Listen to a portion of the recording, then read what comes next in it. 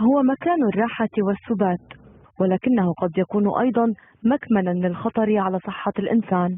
فالعديد من الناس يجهلون أن من الضروري تبديل الوسادات والأغطية بعد مدة معينة من استخدامها لتفادي الإصابة بأمراض عدة. فبعد مراقبة أكثر من 2000 شخص فوق سن 18، أكد خبراء بريطانيون أن أكثر من 80% لا يعلمون متى يجب تبديل الوسادات والمراتب. ووفقا للخبراء يجب تبديل الوسادات بعد 2 من استخدامها، والأغطية كل 5 سنوات، أما المرتبة فيجب تبديلها كل 7 سنوات. فالاحتفاظ بها لمدة أطول يزيد من خطر الإصابة بأوجاع ومشاكل في الرقبة نتيجة النوم على وسادات قديمة.